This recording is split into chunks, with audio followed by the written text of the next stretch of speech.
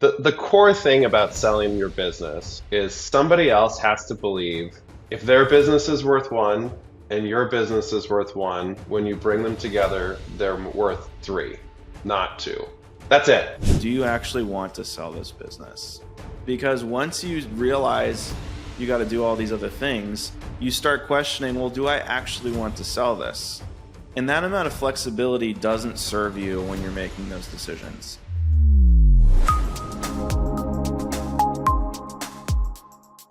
This is going to be a really interesting interview. I reached out to Blake. Blake, I reached out to you because I was watching an interview you did with Sam Ovens, who's been on, and you ran a multi seven-figure education company that you recently sold. And Tim, you were sort of his advisor on the sale. So I think it's never kind of like seen an interview with like a media person who sold his company and their advisor.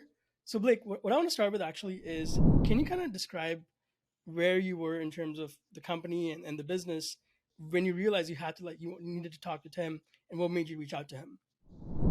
Well, it was like two worlds colliding for me, honestly. Like I was in this info product space, education, and even deeper in that in music.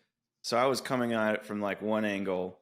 And then once I found out that it was one possible to like sell a business like this, or even just treat it as something that was an asset, not just like a cash flow machine, or even a lifestyle business or anything like that. Once somebody put that like stone in my shoe, I was like, oh, that's interesting. So then I realized that there are people who do this professionally. And so I was approaching at it from like a completely kind of beginner, elementary way to do this. And yeah, I live in New York, so there's tons of people that like do that professionally, but not in the info space. So yeah, it was more just a curiosity around, oh, you can actually like treat a business as something you can buy and sell. And I have like real estate experience, so I get that, but I never looked at like a business, let alone my info product business, as an asset that you can buy and sell. So once I got introduced to Tim, it was like, oh, he seems to be kind of the guy to help facilitate this process. Tim's also incredibly intuitive on a personal level, which I think we resonated a lot on that level, Tim, more so than just like consultant type person. So that sort of put the stone in my shoe for that sort of discussion. So Tim, you got introduced to Blake, and you obviously like if you can contextualize the background in terms of like PE and stuff and the deals you've done. What was your first thoughts when you saw an info business, and had you seen businesses like that before? Yeah, I did my first decade plus of my career on Wall Street, first doing investment banking and then doing private equity, and learned a ton during that time. I started off doing tech deals when I was at JP Morgan. Um, and then when I switched over to private equity, I did everything you can imagine, from buying Sleepy's, which if you've ever been in New York, you'll see their ads everywhere. They're like one of the biggest mattress retailers in America. We looked at like doing a porta potty roll up at one point, if you can imagine. We had like a lead acid battery recycler. So like I've just looked at all sorts of businesses over the years, but I've always had a huge passion for education. Both of my parents have PhDs, so they come at education from a very different side of Blake, which is all about like disrupting education. But I think what's similar is like a huge value on the importance of education for just like having a meaningful life. And like the delivery mechanism, there's debates on like what the right delivery mechanism is, but like there's a shared value there in education.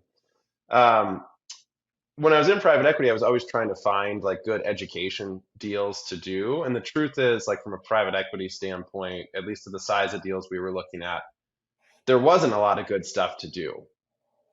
There's been a lot of different business models. They haven't been great. There was a bunch of ed tech businesses in the early 2010s that got a lot of hype. The valuation on those, like very few of them made sense when we were looking at them for the type of investing I was doing. But I still had this like desire to find something in the education space to do. Um, anyway, so fast forward a few years, in 2019, I left the private equity world and kind of went on like a soul search walkabout for a year where I just sort of like wandered America and visited all of the national parks. I was just trying to figure out like what's next for me. And as I was doing that, I kept running into entrepreneurs. And one of the entrepreneurs that I ran into was a woman um, who like just asked me for help. She was like, "You're a private equity guy. I have a friend that's buying this business. I don't think he knows what he's doing. Can you help him out?" I said, "Sure, I can help him out." So I made a call to this guy, Sonny Bird. I don't know if you know Sonny or not. Sonny was actually looking at buying an info products business called EDM Prod that Sam, who I know you are friends with, runs, and he was trying to sell his business at that point. And initially, I was just trying to look at the deal to be like, is this a deal I want to invest in? And then as I got talking to Sonny, I realized like, oh, hold on, there's like a whole set of people who have like no experience buying businesses, but they really want to buy businesses or they really want to sell their businesses. And maybe they've hired a banker and the banker is just assuming a certain level of knowledge and expertise that's totally unrealistic. Like neither the buyer or the seller has this. And so like what's being offered by the banker here is not meeting the need of either the buyer or the seller. I don't want to get into like the regulated business of banking, but I did see that there was a need for somebody to like come sort of side by side, either with a seller or a buyer, and just like help them figure out from a basic level, like what's actually important for me and how do I approach this process? Like one of the steps of that is buying or bringing in a banker, but like what's important with my life? Like how do I want to spend my time? How do I want to sell this business? How do I talk to investors? How do I figure out like managing my lawyer? How do I manage the banker? There's just a million things that for me I've been doing for 10 years. Like day in and day out that's just like breathing air. But for a lot of people, it's the first time they're thinking about it. And once they get involved in the process, I think the process gets taken over versus them figuring out what's important for them. So that happened a while back. And, that deal didn't ultimately happen, but I ended up creating a good relationship with a number of people through that process. And Sonny ended up introducing me to Blake. And I think Blake, this was probably 18 months ago now. And Sonny just said, "Hey, I know this guy Blake. He's running a business. It's actually very similar to EDM Prod, and they're at like this inflection point, and they're trying to figure out what to do. Like, do they double down on the business? Do they sell the business? Do they take on like a strategic investment to grow the business in a different way?" And like, they've been getting a lot of advice, but like, they don't know what to do. Like, would you just talk to my buddy Blake? And so then Blake and I sort of jumped on the phone and I think ended up having like an hour-long conversation about philosophy and not the business at all. And sort of things went from there. One of the things, like sort of like assumptions I had was a lot of these info products businesses can't be sold because they're tied to the person. So when you had the first conversation with Blake, when you're thinking about like business fundamentals, what are the things you're looking at, and also like what are the mistakes a lot of these businesses are making that they could fix early on to be in a position to sell later? Yeah, it's a great comment, and you're absolutely right. Like the way that a lot of info product entrepreneurs approach their business is right for them and right for growing their business. And it's not right for creating an asset that somebody else wants to buy. And so it's like a real question or a real challenge to figure out like which side of that do you go to as you're growing your business? And I think you have to be like honest with yourself about what do you want to do with the business. Like for some people, they want it to be a lifestyle passion thing forever, and they're not trying to grow it into something that can be sold. And like it's totally fine then to like run your business in one particular way as long as it's meeting your cash flow needs. Like there's nothing wrong with that. If, on the other hand, though, you are trying to create like an asset that you want to sell, there are a series of things that I think are worth thinking about. And they're things that should be done over a multi-year period. They can't just like be done like the week before a sale. And I think like this is something that I think like a lot of entrepreneurs don't get about people that do M&A is they're like fundamentally different types of human beings. Entrepreneurs are risk takers and M&A people are risk mitigators. So anything that smells of risk, an M&A person's gonna be like, I don't like it, and like the entrepreneur may have a good excuse for it, but like they're not gonna like it and it can kill a deal. So like you're right to say like you need to do some of this stuff years in advance. And one of them I think you nailed on the head, which is like if your brand is about you as a person, that's going to be an impediment to selling your business. So that's the number one thing. So like this was actually something that we talked through a lot as we were going through the sale of Mastering, which was Blake was the face of Mastering forever, right? Like all the promotional materials, everything on YouTube was Blake. And so, um, we really had to think through, is there like other people on the team that we want to elevate? For a lot of info product people, there is no other team. Maybe you have some closers, but like there's no other team that's doing the teaching and that's doing the product creations. That's tough to do. But like Blake, thankfully, had been thoughtful about that and had built a really good team around him, so we're able to do more of that. Um, so that's one thing. I think the second thing that people need to think about is building not one-time sales to clients, but build a recurring relationship with a client. And that doesn't necessarily mean you need to have like a SaaS revenue model, but like if you can establish that your customer base is valuable because they have a high probability of buying from you over time, a buyer is going to value that a lot more than they're going to value you being like, having bought or, one course 3 years ago and you never touch them again, but they happen to exist on like a mailing list for you. There's 20 other things, but I think those are like two really important ones that are important to think about for info products entrepreneurs. So Blake, like as you're hearing this, can you go back to like some of those first conversations with Tim and describe like moments where you were like, fuck, I should have done this before, and moments where you're like, oh yeah, I'm glad I did like these specific things, whether it's like the business model, team, and how you actually did those. They were like, okay, I did those right to be in a position to sell. Yeah, I think Tim's right on the money, right on the nose when it comes to the whole like entrepreneur creator type person not thinking about any of this because usually to create the best offer, you have to be really in tune with your expertise and who you are. So that means that you build the business around yourself. In fact, if you don't build the business around yourself, it's some psycho business that isn't going to do well because it's not tapping into your deep, authentic self, your expertise, et cetera, et cetera, et cetera. So I wasn't thinking about anything other than I'm only going to teach what I know, right? So when I was approaching this, I just kept that the main thing. And I think most entrepreneurs who are starting info product businesses actually don't do that.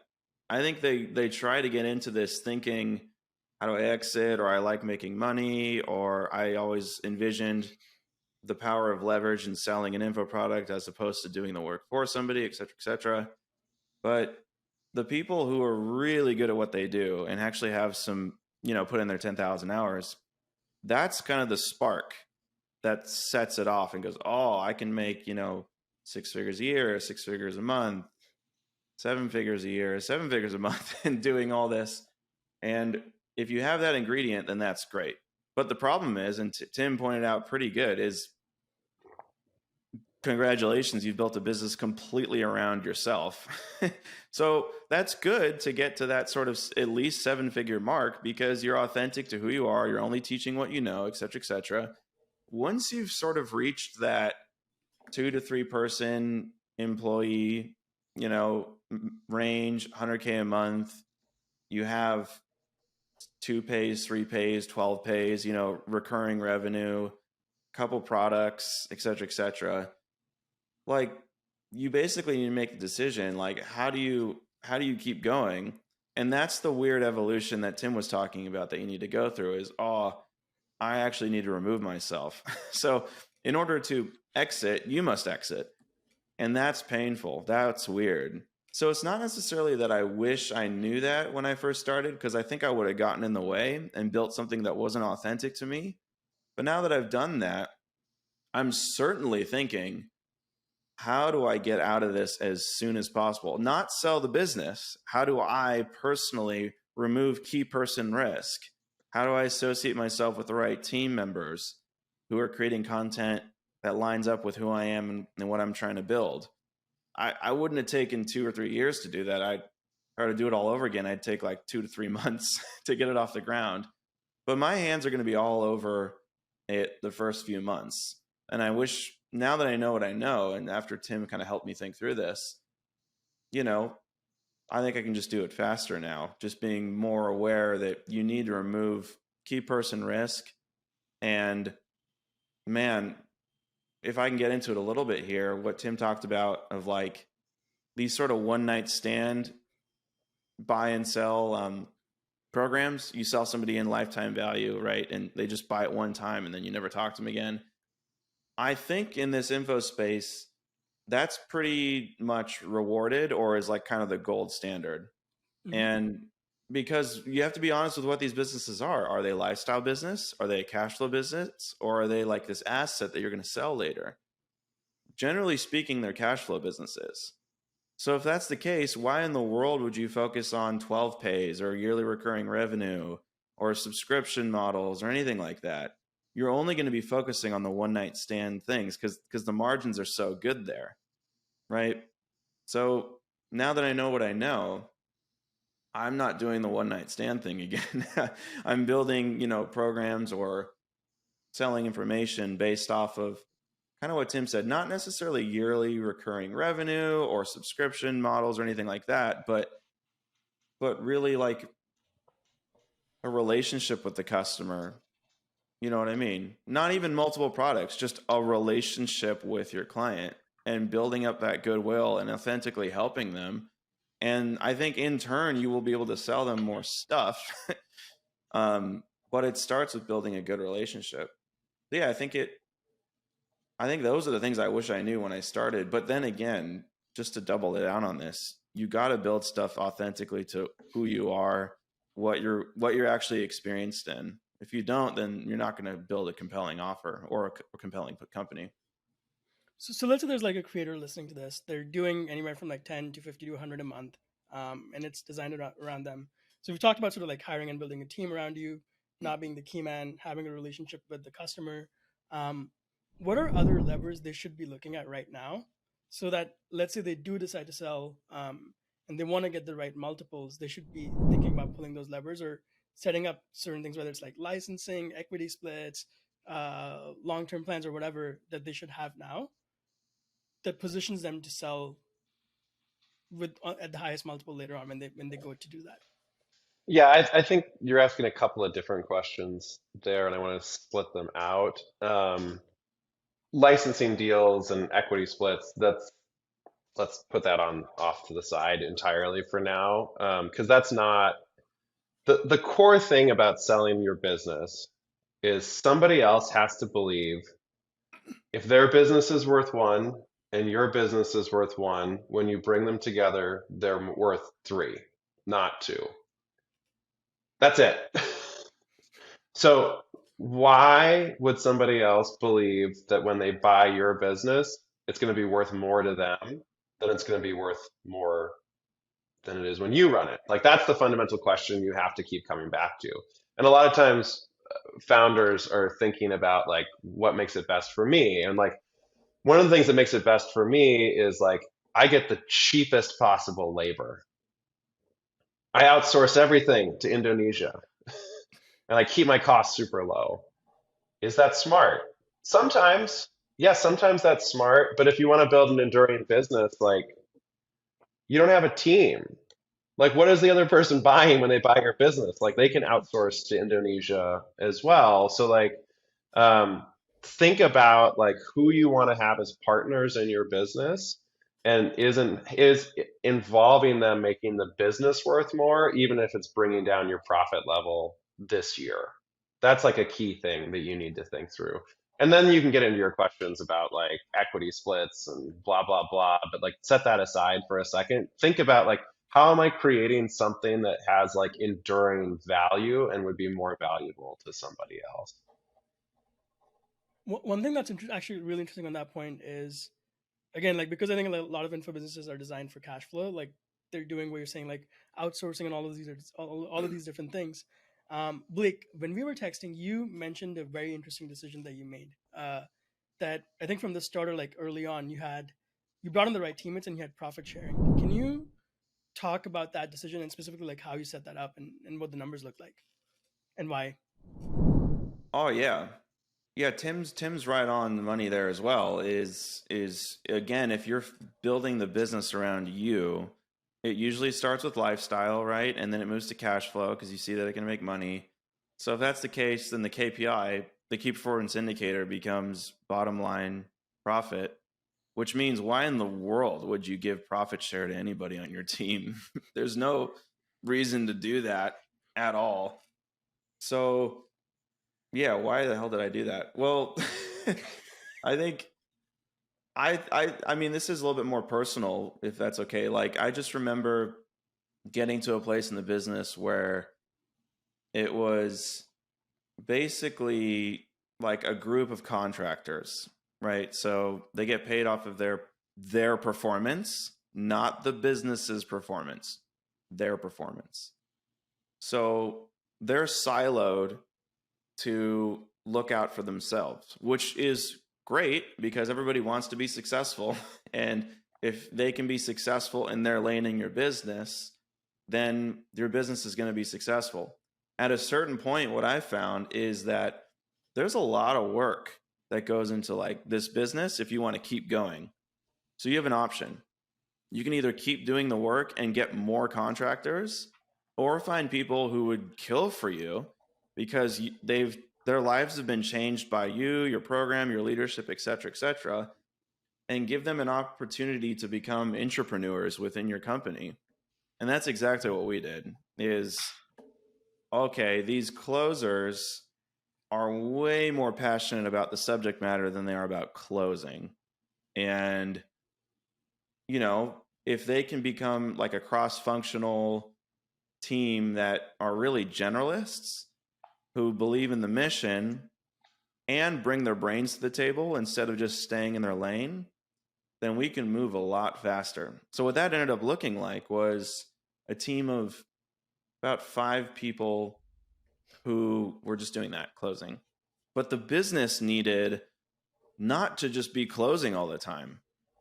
If you really wanted to keep growing, what we found is, okay, we're going to need to start creating more content, like organic content, YouTube content, et cetera, et cetera. Oh no, we need to start running ads. You know, this is breaking down between us and like this agency we're working with. The feedback loop is not there. So, okay, that's another business decision we need to make. Do we run ads internally or do we run ads, with an agency? Do we hire more editors, more contractors, et cetera? And then even the program. I can't keep coaching these people. We need to find some other coach. So what I'm generally see is that people that are running info businesses, if they want to remove themselves at some point, they set it up as this machine that they run and kind of oversee, but they're unwilling to let go of control. That was one thing I had to go through. Is you can do that and you can pay the coach to show up on the Q&A calls, right? X amount per month, like done, just do that job. You can pay the agency X amount per month, done, do the job, pay the closer, done. But that's a complicated piece of machinery that's going to kill you over time. So I think what I had to do, honestly, was that complexity just killed me. And I didn't know how to keep motivating the team. Like bonuses every once in a while that I'd like pull out of my back pocket would only go so far. Or like trying to build some back end programs so I had enough cash to incentivize more people to come on board and start building on content only went so far. And I started building this complex thing. And when I sort of said, well, why don't we just have these team of killers who have been with us for quite some time learn all these other skill sets like media buying and making YouTube videos, et cetera, et cetera. I'll pay for the education. We'll pay for the education. We'll educate them and they're going to do it. And we'll give you profit share. I mean, you should have seen the look on my face after I said that to them. I was like deer in the headlights. I like couldn't believe I said that. They were all freaking out because what I basically saw was my company being handed over to them. It was terrifying. I mean, I remember the Zoom call. I was in like one of those WeWork phone booths or whatever, because I was like on vacation somewhere and I needed to get this phone call down. I just said, we can't keep paying media buyers X amount of dollars. We need to make tons of YouTube videos because we need to move more to an organic client acquisition strategy. And like, we need to bring the media buying in-house, and we need to build out our new program. I just told them, I said, I'm looking at all of this, and either I can do this, we can hire more people, or you guys can do it. So here's what I propose. You guys do it, and you become, I don't know if I say names, but you become sort of like the media buyer person. You become the content person, and you keep closing, right? But let's just get all together and band together, and you guys are now all on profit share. So if we have a really bad month, that means you guys have a bad month. If we have a really good month, then that means you have a really good month. What was scary about that is these people had like kids, you know what I mean? Like a family. And I knew that if there was a bad month, I would be okay with taking the risk. But if I led them down the wrong road and then we had a bad month and basically their pay got reduced because of a bad month, I would feel like absolute garbage. Like I really cared about them, but I made sure to tell them that. And I said, if we do really well, then you guys see a major upside.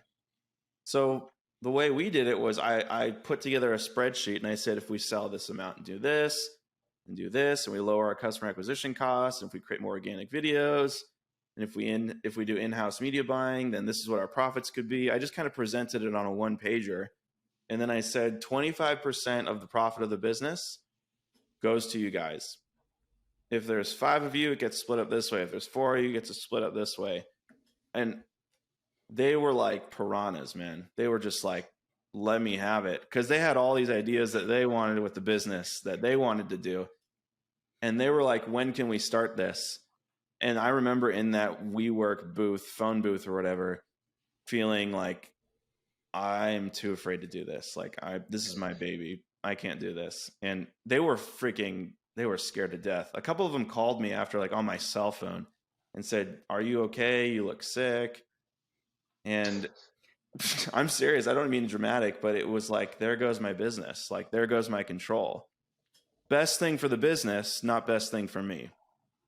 And that's the main shift that I had to realize is it's exactly what Tim was saying. In order to keep going and kick down the ball, if you will, like down the field, so you have a little bit more runway with the business and more flexibility and more options, you got to relinquish control and give it over to them if it's the right group of people. That's exactly what we did. Sure enough, they did take control of the business, but that's on purpose. The best thing for everybody is if the business is thriving. So that was the only way I could think of at the time to incentivize them to do so. And how easy is giving up control for you, Blake? I know you're setting that on a tee and because you know me, but that's my biggest sort of idol that I worship is like control. Yeah. So, I mean, I'm talking like color of the fonts that we use, like obsession of control. I'm talking like minute details of control. So to be able to like, 1, like get a business partner, control relinquish. Like 2, give team profit share, control relinquish. Anytime I could relinquish control to a human being, not a task, not delegation. That's not that admirable to delegate to people. to relinquish control from the business to another human being basically meant that, I need to trust these people, and I think I'm the most trustworthy human being on the planet. It's all these limiting beliefs that I had that I was carrying around.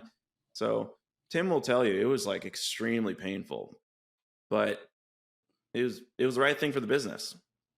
What's interesting is, Tim, like you have obviously like the finance background, but you also have the IFS background, right? So like switching lenses a bit, can you speak to this like with like Blake's example and other entrepreneurs you've worked with from an IFS perspective? Yeah, absolutely. I mean, so for people that don't know, IFS is a psychological framework called internal family systems. And it's a non-pathologizing way of understanding ourselves and the different, parts of ourselves and how they're in communication and relationship with each other. Okay, that's a lot of words. Probably don't make any sense to you yet, but let me slow that down. Essentially, like the way that I understand IFS or I work with IFS is when I was in the corporate world, there was like this idea that like if I worked harder and I was smarter, I could beat anyone. And whatever was happening inside of me was a hurdle. I needed to jump over the hurdle as fast as possible, and then I would solve all my problems. And when I sort of did my walkabout in 2019, I think I realized like that is a really limiting way to view the world. But I didn't necessarily have like the right tools or language to understand it. And I did a lot of searching during that time to just try to like figure out like, okay, who is out there that's saying things or sees the world in a way that I respect and I understand. And I sort of did a ton of deep research on a bunch of different models. And this ended up being the model that like intuitively made the most sense to me. I ended up going like really deep down the rabbit hole, doing all sorts of trainings, like getting an IFS therapist for myself, working with IFS coaches, and realizing that like the tools of IFS could be brought back into the business world to make people make better decisions, which ended up usually being profit maximizing as well, but coming at it from a completely different angle. Sometimes not, but at least happiness maximizing, which is more important in the end. So, like in the case of Blake, as Blake's talking about control, like the way an IFS framework would look about that would say, like, okay, well, Blake has a part of himself internally that is very fearful to give up control. Most like coaching models that you work with, and these are the ones I was attracted to at first, are all about like beat down the resistance, notice your limiting belief, remove your limiting belief. Like it's the X factor, kill your X factor. Like and like for a while that sort of worked for me. And then I realized like actually it doesn't work at all because those limiting beliefs just keep coming back at you. So instead, like this model is like get to know and get to understand that part of yourself. Like, why is there this part that exists that's afraid? Like, instead of trying to tell it it shouldn't be afraid, like maybe you should understand why it's afraid. Like, what's happened in your history that makes you afraid? How has it been serving you? Like, how has it been showing up and protecting you from experiencing whatever terrible things happened in the past and like provide it gratitude and appreciation in a genuine, authentic way. Um, and I think from that place, and this is not like a 5 minute thing, this is like an over time, like you can end up getting healing back in the place that like this part ended up getting created in the first place. And I think it's like from a place of healing and wholeness that we end up approaching the present in a very different way, not from like trying to bash it over the head with like a rock or like brute force, like willpower, say that like we're not going to behave that way anyway. So it's like really a path towards like understanding back to healing and through healing react and behave in a new way. Um, so like I don't want to talk about Blake's specific parts, that would be inappropriate on this, but like we all have parts. Like Mhm. every single one of us has many, many parts. Like the founder of this model would say like we have infinite parts. So there's no shortage of parts of yourself to get to know, but I think it can be really helpful, especially as a business leader when and an entrepreneur when so much of your life is either performative or transactional, to find people in your world that you can like do this type of healing work with so that you can show up in a more whole way for these really important business decisions. And I think, a lot of times once we get involved in our business or we think about selling, everybody's got an agenda. Like they want you to sell your business, they want you to sell more products, they want you to give them the raise. And like none of that is at all caring about like the reality of your own personal journey or places that need healing or like what's scary for you to step up and do. And so like I think that's the other thing I'd really like encourage entrepreneurs to really think about as they're running their business. Like don't underappreciate or don't underinvest in like your own healing as part of doing that. And by that I don't mean like don't do more Tony Robbins. That's not what I mean. Like actually do healing work, Mhm. not uh, undoing limiting beliefs work. In this space of like either like scaling a business or selling a business, and again, not specific to Blake. We don't want to put his whole Yeah. profile on here. What are other either like elements or decisions that maybe most entrepreneurs look through a business lens, but actually they should be looking through like an IFS or psychology lens that would help them with what they want to do? I mean, I think literally you can look in IFS lens through every single decision that you make. Like my wife and I do this all the time. Like anytime that like one of us gets angry, to the extent or like that we get in some sort of argument, to the extent that we can like step back and like think about like what part of us is showing up in that argument versus just having the argument, then we're able to have like a very different conversation. Right. And like Hmm. we're able to move through that argument in a very different way. So I think any time that you're running into like a pain point with yourself or others is like an invitation to do something in IFS, which you call as the U-turn, which is like, how can I like look back at myself instead of like looking at what the problem is in front of me? Like, so what's getting brought up for me internally? So in the case of Blake that he gave the example, right? He was like, what should I do with my business? Like I could give away like control of my business.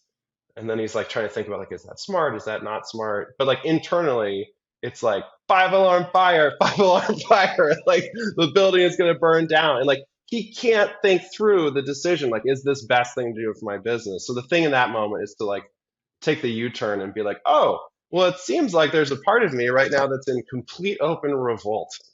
Like I think I need to tend to that little guy, you know, and like I think I need to like give him a hug, or I think I need to understand what he's so scared about, and take the time to like get back to like a grounded state, understand yourself first before you move back into that scary big decision. And so that can show up anywhere, right? Like that can show up in like a disagreement with an employee, that can show up in like changing incentive structure, that can show up with like before you launch a new product, like maybe you're trying to like move into an adjacent space and you have some sort of like limiting like, I'm an imposter, I can't move into that space, and you need to go back and have that conversation. And it certainly comes up all the time when you're talking about selling your business, because there's 20 different psychological things that you're going to like come up, and they're going to come up in different degrees and different things for different people.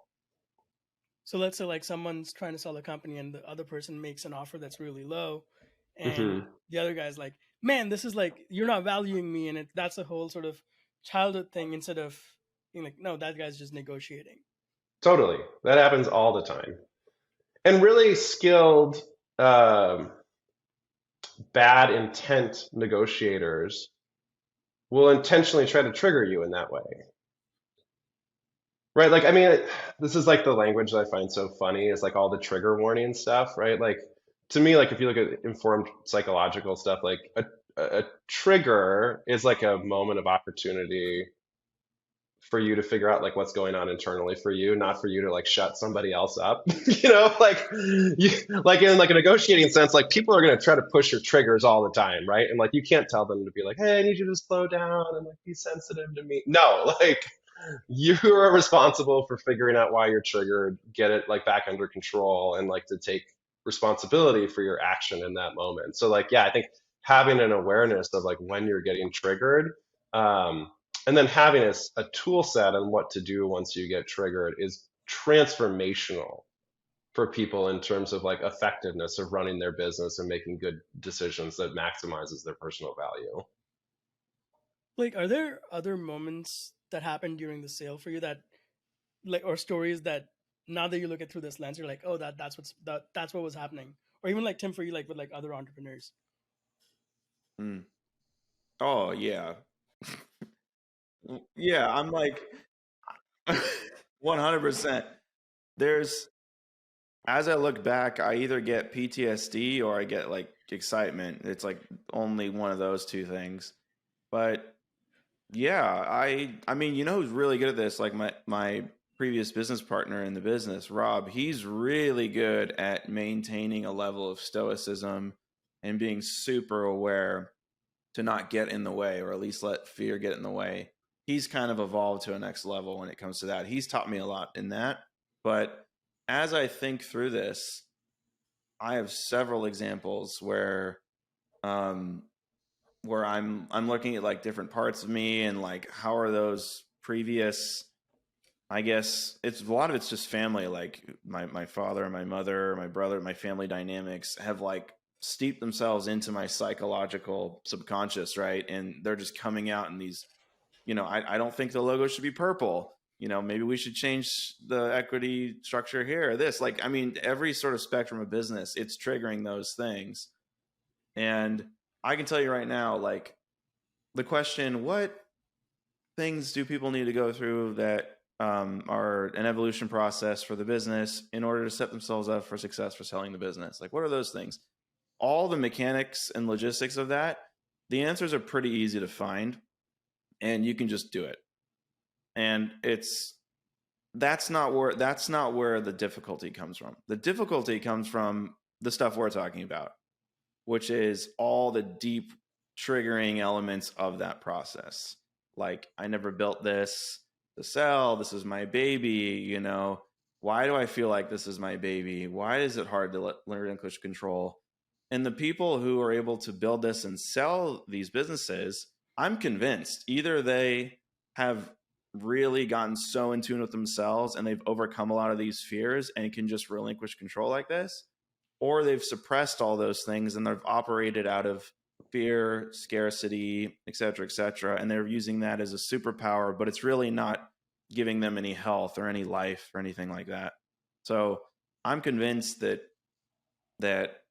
exactly what Tim's saying, like trying to get in tune and ask, why am I feeling like this? Why is it hard for me to relinquish control, et cetera, those things they seemed like distractions, because the next day I need to say yes or no to Alex or Mosi or something. I need to ignore that. I'll deal with myself after I say yes to this. But I think to Tim's point, the most efficient and effective thing that you can do in that moment is say, forget Alex, or, for that example. And like, why, just keep asking why. Why do I feel like this? Oh, interesting. That's scary. Why does that make me feel like this? And it always goes back to family stuff. It always goes back to those primal things. And once you you don't even need to fix them. It seems like you just have to be aware of them, and then you move forward. And then, like, once you're aware, I think there's more healing in that, it's just awareness of those things, honestly. I'd say a couple of things to that too, Blake. One, I think like the moments that's easier to move through something is when it gets out of your own head. I'm not saying you, Blake, specifically, but anyone, and you're able to like talk about it in a dispassionate way with somebody else that you have like a safe relationship with. And so this goes back to like an earlier topic we were talking about, which is like, I think it's really important actually to have a good business partner. A lot of info product business are solo entrepreneurs, and there's good reason for that. But I think like the best enduring businesses are often like teams where there's like, this psychological term, but like earned secure attachment among the partners, that where like it's safe to be vulnerable, it's safe to set boundaries, it's safe to challenge each other, it's safe to hold each other accountable, it's safe to like bring forward that you're stuck on something and trust that people aren't going to like kick you out because you're stuck, but they're going to be supportive of you and help you figure it out. And I think I really witnessed that between Blake and his business partner, Rob. And I think that's actually like a really interesting story we should probably talk about too, is like the partnership between Blake and Rob is very unique from what I've seen in the info products business that I've dealt with. And I think part of your guys' success was actually like the strength of your working relationship. And like, are you totally two different people? Yes. Like, do you have like different worldviews? Yes. Do you have different backgrounds? Yes. Are you independent? Yes. Like, do you like have parts of your lives that are in no way connected with each other in which you don't approve of each other? Yes. And were you great business partners that made the value of the business bigger than either of you being alone? Absolutely. So I think that's a really unique part of this story too, if your listeners don't know about that. I'd love to speak to that if that's okay. Can you kind of sort of like start with like, because you didn't start with him, right? So no, what was the context where the partnership happened, and then talk more about that. Yeah, no, Tim, both you guys, like you're onto something here that I think is so valuable for your listeners, honestly. Um, yeah, it's this conversation is what separates the solopreneur from a business owner, honestly. Um, yeah, I had the business and it was doing just fine. And, it was built around me, built around my small team, et cetera, et cetera. But in this niche and with the old business that I had, it was in the music niche, right? So, you know, how many solopreneur music education companies in this specific info product space in the world is there? Like maybe like that are worth their weight in anything? Maybe like a dozen total. I mean, I've tried to find them. There's plenty in the niche in the space, but at this level, not a lot, right? So we were doing just fine. And when I connected with Rob, who had his own business, it was purely just we're in the same space. We should either be friends or enemies. So we chose to be friends. And because I was in a really particular niche that is mastering, which is, for those who don't know, a very specific set of skills in the music production process, there was no like immediate competition. In other words, just because we had the same total addressable market doesn't mean that we were in competition because our offerings or our products promise different things. So we just immediately saw a collaboration. So on the offset, it was purely just like I need a friend in this space, honestly.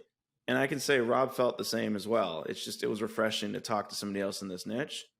But no, it was successful. It was fine, and there wasn't any reason to partner at all. But what was interesting about that was it wasn't as strategic as you might think.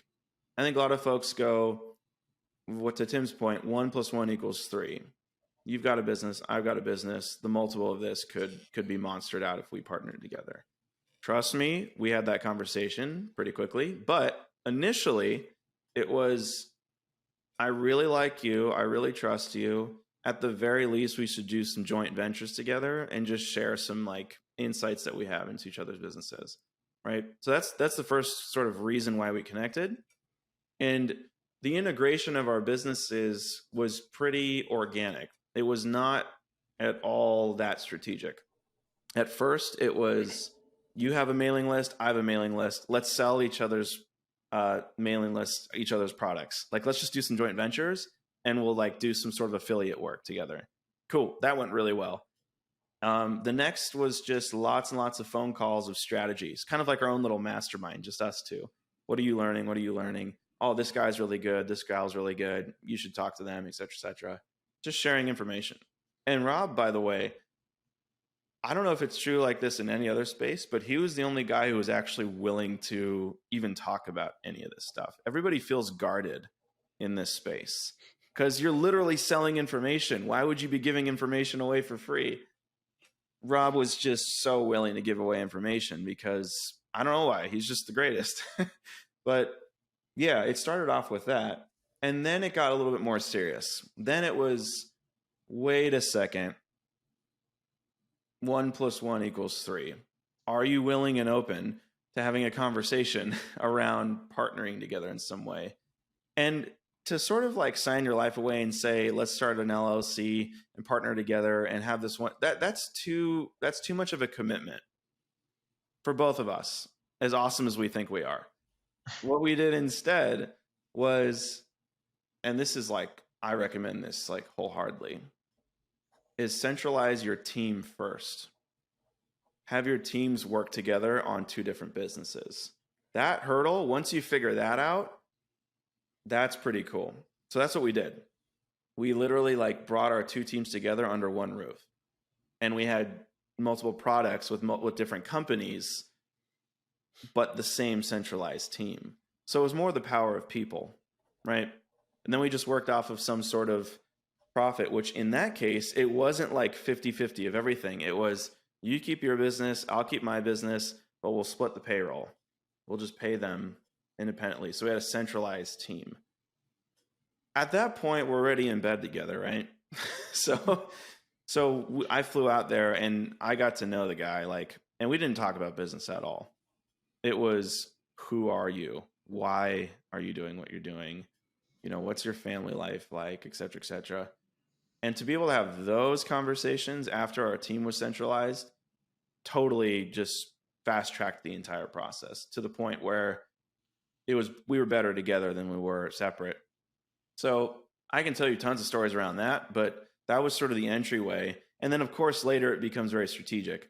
Wait a second, you're doing 200K a month, I'm doing 200K a month, that's 400K. Okay, if we combine that, we add it to the year, that's interesting. The multiple gets a lot higher at that point. Why do we, so it becomes really strategic at that point. But honestly, like if we would have started like that, we probably would have had it blow up.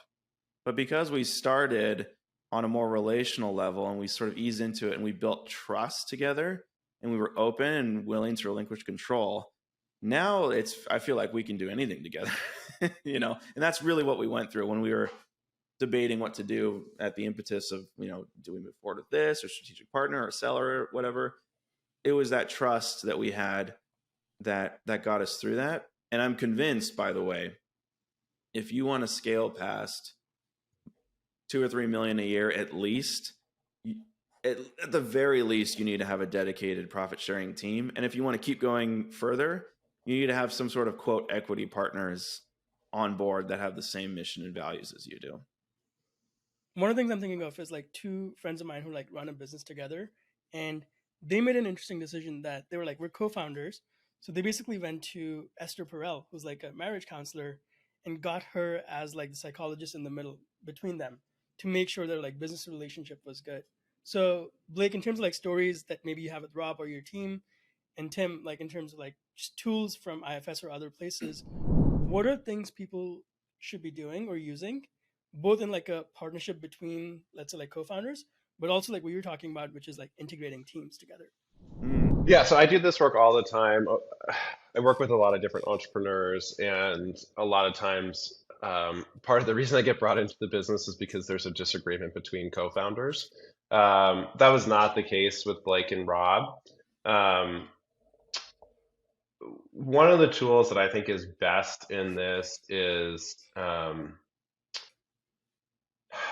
trying to think what the actual name for it is, but essentially what the tool is, if there's a disagreement between people, often what ends up happening is you get really caught up debating the facts and debating who's more wrong. And nobody wins. Let's just be clear, nobody ever wins an argument about who's wrong or if you can't agree on the facts. Like you're just done. You're already done at that point. And so I think a big thing, and that's true with your marriage, that's true with your kids, that's you know what I mean? Like this is just true in life. So a big thing that I do with founders is take them through this process. And the process is you get the person who's upset to own their reaction and to explain the impact of the other person's behavior on them. And so here's what that looks like. That looks like my first step is when I describe the behavior that upset me in totally factual terms. So imagine this is a marriage situation. So imagine like, your wife comes home and she slams the door. Okay, now if I'm describing that, I do not say when you came home and slammed the door, because slammed, there's like a debate. Was it a slam? Was it a gentle closing? Like, was it a normal close? Whereas when I try to make a point, no, you just say like, when you came home last night and you closed the door, I felt. So one, describe, two, I felt. I felt that you slammed the door, and that was very upsetting to me because the story that I made up, so this is really important, the story that I made up was that you were really angry at me and you wanted to punish me. And that made me feel really hurt. That made me feel really betrayed. That made me feel hopeless about the future of our relationship. Just getting those like three things, like to describe the action, to say like the story that you made up about the action, and then to like own your feelings about the action, that can be 2 hours. And so like sometimes you do need that Esther Perel to come in and like help mediate that conversation. But I found in like 98% of cases, like if two people can get away from like blame, get away from like describing to them pejorative terms, and move back to like taking ownership of their emotional reaction to your behavior. Like if two people really care about each other, they're not going to want their partner to be in distress.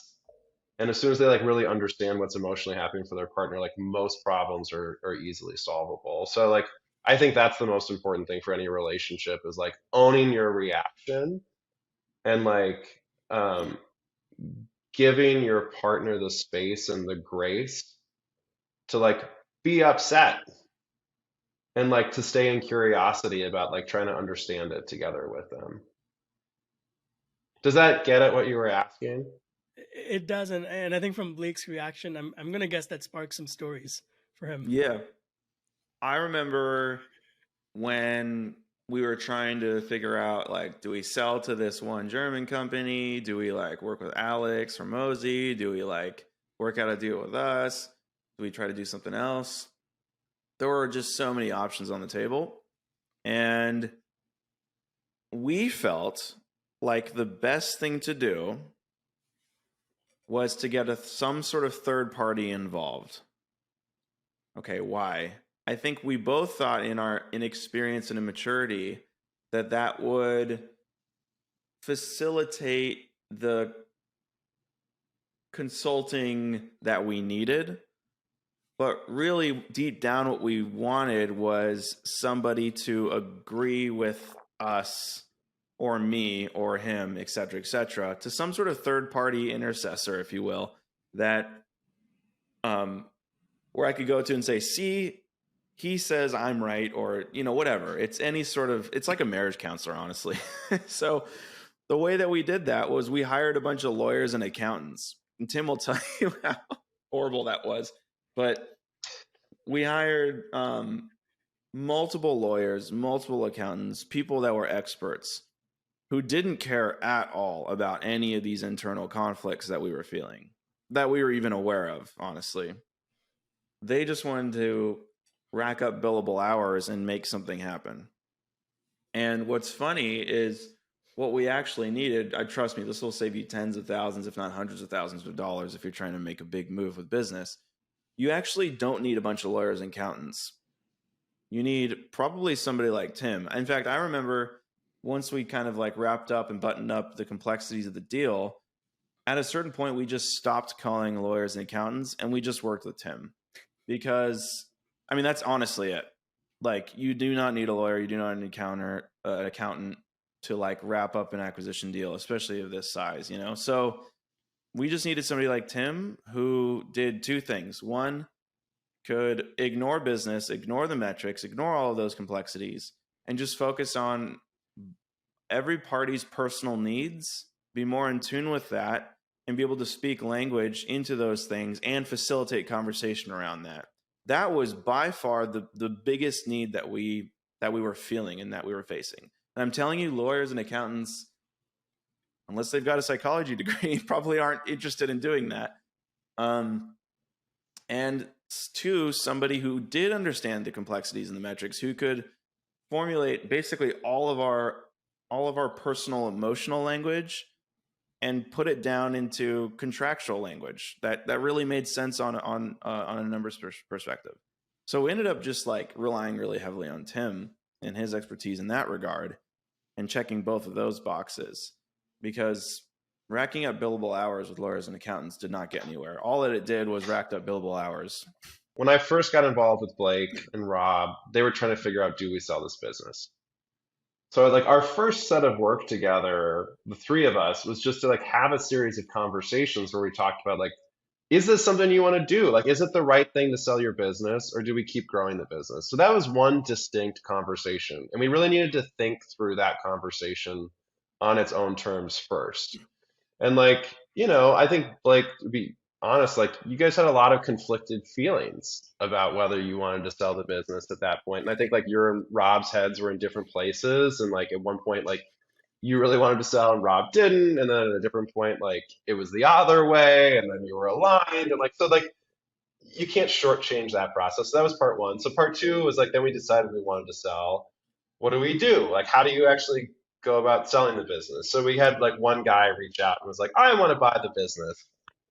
And at that point, Blake's like, good, let's sell it to him. And I was like, no, like, no, we're going to run a process. We're going to do this right. And no, Blake, slow down. And like Blake was like, I always want my chips off the table. And we had some serious conversations about that. And like, That's so good. look, I'm an advisor, so like you can like throw away my advice if you don't want it, but like at the end of the day, like, I think you guys decided that it was smart to run a process, and we ended up, and so this was like phase two. It was like, how do you find the right team of advisors around you to sell the business? So then we were trying to find the right set of lawyers and bankers and accountants and blah, blah, blah. So that was like stage two for us. Stage three was then we had like, at the end, we had like three options. There was like a company that wanted to buy us in Europe. It was pretty serious. There was an individual, Alex Hormozy, who wanted to sort of make a strategic investment into the business. And then there's a conversation about maybe Rob buying out Blake. And at that point, the bankers were not helpful because that's not what they're paid to do, right? So bankers are paid on a commission. Like they get paid the more they sell it for and the more that they're involved. And that's nothing against bankers, right? Like if you're a hammer, you only see nails, but they're not like trying to think about like what's actually best psychologically for Rob and Blake. So Rob and Blake needed to like take a step back and actually take a step back separately at that point and then think about like what's right for each of us in this situation. So that was stage three. And then stage four was we decided that Rob and Blake were going to try to do a deal together. And then that was a very weird stage of the deal as well, because now suddenly, instead of like the two of them being on the same side, like in a certain sense, it kind of felt like they were about to go to battle with each other. And again, I think if we had like gotten and relied exclusively on bankers and lawyers at that part, it would have turned into like a real nasty fight, and it probably would have damaged your guys' relationship. And like, I don't know how much we would or wouldn't have like ended up transacting for, but like the strategy we took was to like take a step back and get both of you to be like really honest about what were your needs for the transaction. Blake had a certain like dollar amount of money that was really important to him to hit. Blake, Rob had a certain set of like timeline over which he wanted to pay it back. He had certain conditions that were important to him. Blake had a certain amount of involvement that he wanted. Rob had a different level of involvement he wanted of Blake. And like, that's where the deal really was like getting those needs on the table and getting a series of like really honest conversations versus like the traditional banker way, which is like, you want to pay X million? Well, I need you to pay X plus one or you lose it. And so like we just were able to have the more psychologically informed conversation. And then, we were able to get the lawyers to paper that up, and each of them had their own lawyers to look over things and make sure that, they were not being taken advantage of. And that's all important too. But I really think you got to like separate out the deal into those four steps. And so for your listeners, when they think about selling their business, realize it's not just like a one-step process. There's going to be, maybe it's 3 steps for other people, maybe it's 2 steps for other people, but it's going to be multiple steps that you have to go through. And like the psychological questions you have to think through and the tactics of each one of those steps is very different. You mentioned the 4 steps. Can you outline, like, let's say like someone's thinking about what is the process like? Can you set up the scaffolding on what are the different steps and sort of like elements in each of them that people should be considering? Yeah, totally. So step 1 is like deciding whether or not you're going to want to sell your business. That should be done years in advance of actually selling your business. Like in an ideal state, that should be done like 2 to 3 years before you actually go to sell your business. What are the things you need to do at that point? Things you need to do at that point are some of the stuff we were talking about earlier. 1, make sure that you actually have a business and not just like selling a bunch of tchotchkes. And what do I mean by that? Like you need to have like something that has like enduring value and predictable cash flows that if somebody else buys it from you, they have a high degree of confidence that they're going to continue getting those cash flows after you're gone. That's what I mean by that. So what is that going to mean? That's a little different for everyone's business. But one thing is like, you know, making sure like that you understand your relationship with your customers, making sure that you have like a customer base that's going to continue buying from you in the future, making sure that like you are not the only face of your business, making sure that you have a real team. This point's controversial. I think you should have W-2 employees, not just contractors. I mean, I think it should be a hybrid of both contractors and W-2, but an acquirer is going to look at a business that's like only contractors and going to be like, come on, what am I buying here? Mm-hmm. But if you're buying a bunch of W-2 employees, that like feels like a real team that they're going to be able to control and have a relationship going forward with. Um, and then I think that's enough for like that stage one. That can take a long time to kind of put that stuff into place. There's other stuff too, but those are kind of the key points.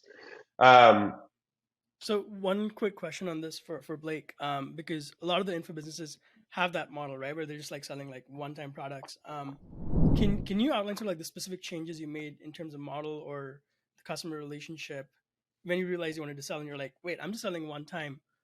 What are the changes that you made? And then we'll come back to the process. Yeah, it was like turning a cruise ship 180 degrees really fast. So it was a fine line of like knowing all Sounds this easy. stuff. What's that? Yeah. It was a fine line of knowing all this stuff and going, cool, let's just do that. And then whoosh, and then having everybody fall off and the ship is now sinking. It's finally between that and like, we have to get there. I wish we could do it now, but we gotta turn this in a way that's nobody's gonna fall off. So really tangibly, the way these info products businesses are set up, generally speaking, is tons of contractors, if any, right? It's usually just you, a VA, maybe one closer, et cetera. But if you were like us and had like a team, gosh, at one point we had like 33 people working with us, have a big team, and you hear, oh, you need to go W-2. What you end up doing is, oh, maybe I shouldn't sell the business. You just like change your mind because of the complexity, and then you all like, there's all these things I need to change in the business. What Tim's point is 100% true. You need to 100% have conviction that you want to sell it, not if you can sell it or anything like that. Do you actually want to sell this business? Because once you realize you got to do all these other things, you start questioning, well, do I actually want to sell this? And that amount of flexibility doesn't serve you when you're making those decisions. So after we got conviction, yes, we got to sell it.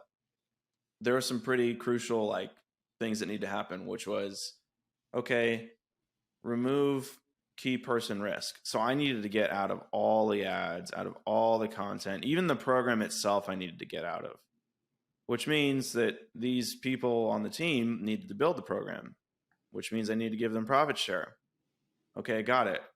Am I going to give them profit share in a contractor or as a W-2? Another conversation we had to have. Another big change that people need to think about, which we had to do, was most of these businesses are set up to do, one-time payments or like 2 pays, 3 pays. You're kind of rewarded for getting cash collected up front. And you should be. These are cash flow businesses. But if you want to sell this business, you don't want to do that. So at the very least, God, I remember having these debates and these conversations. I basically said, okay, guys, cash collected. We minimized the team down to, you were fired if you didn't get X amount cash collected. I mean, we were really aggressive on that. And then for me to sort of sheepishly come out of the woods and say, hey guys, we're going to go back to 12 pay. They're like, damn it, Blake. And they're going, why? And I can't tell them because we're looking to sell the business and we need to promote yearly recurring revenue and sort of model out some sort of subscription type thing. I couldn't tell them that.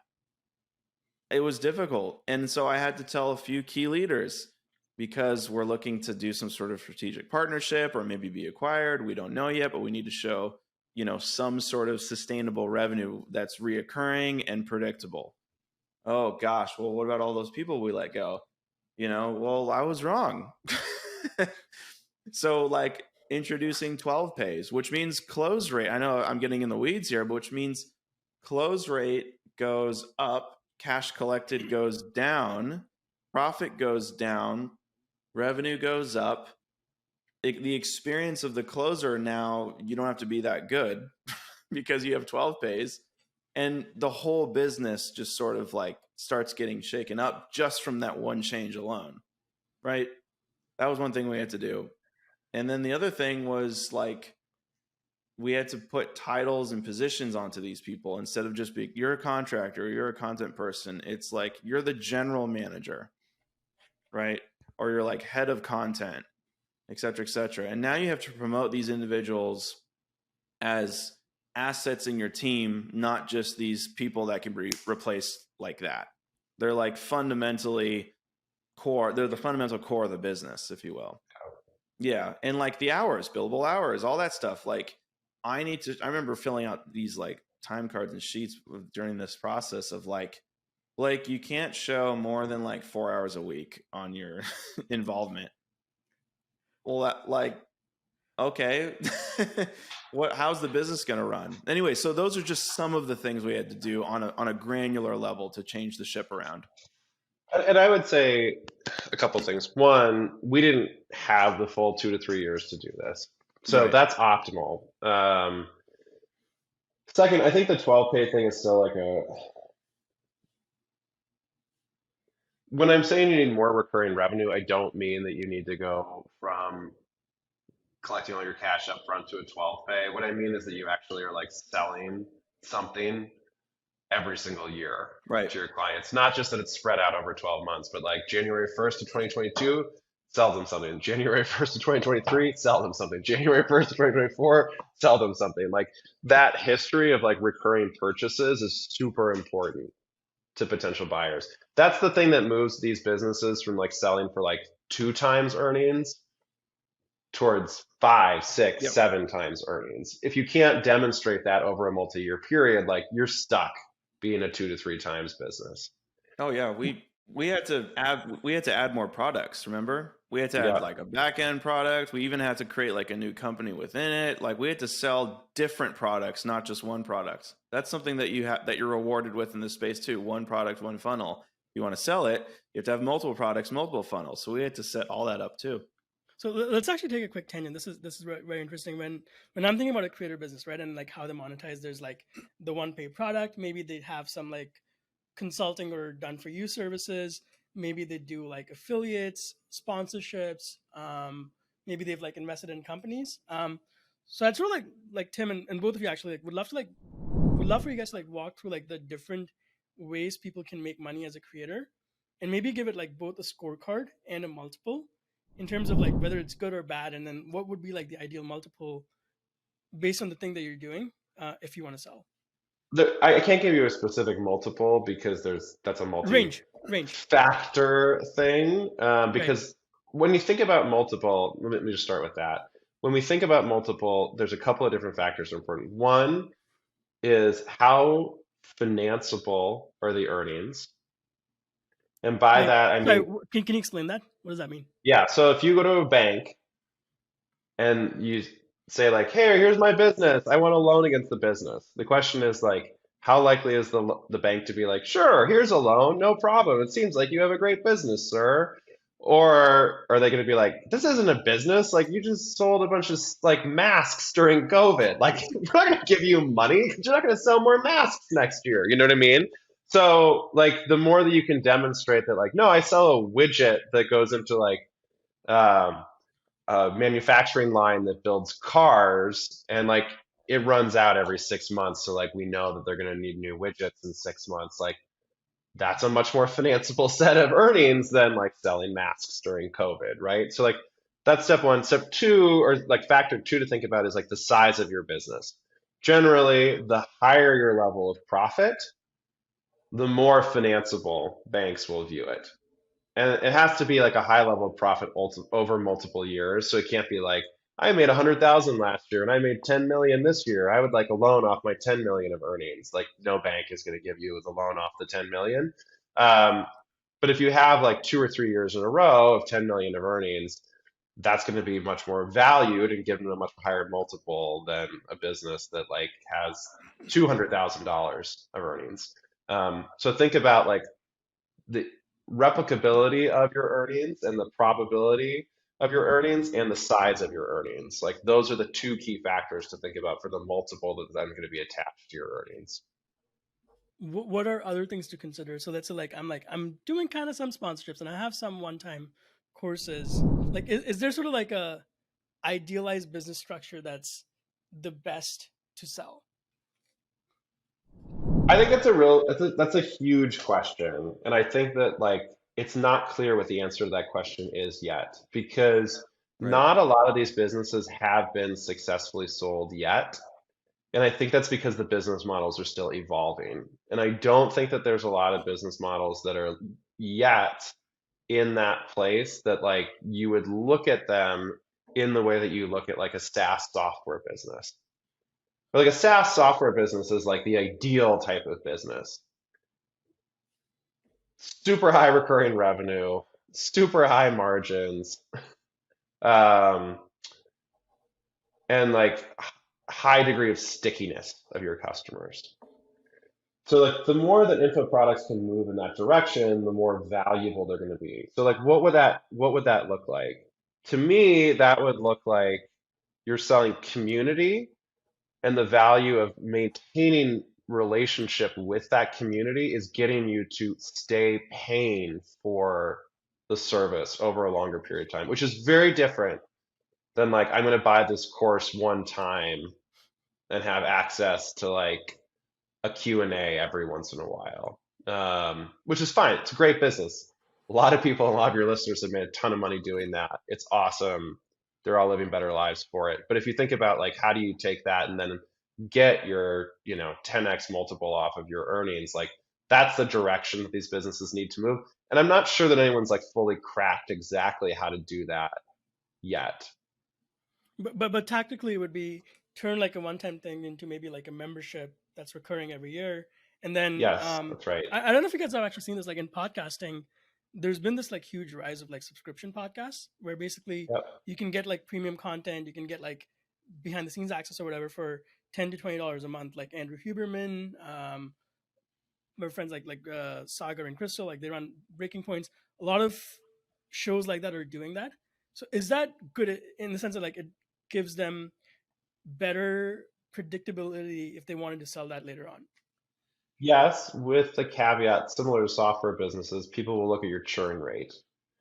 So as long as if you're moving people into subscriptions and they're not churning out and they're regularly renewing, then absolutely, much better model. Much better model for selling. It may Yes. not be a better model for collecting your cash up Yeah. front now while you're still running the business. Why is that?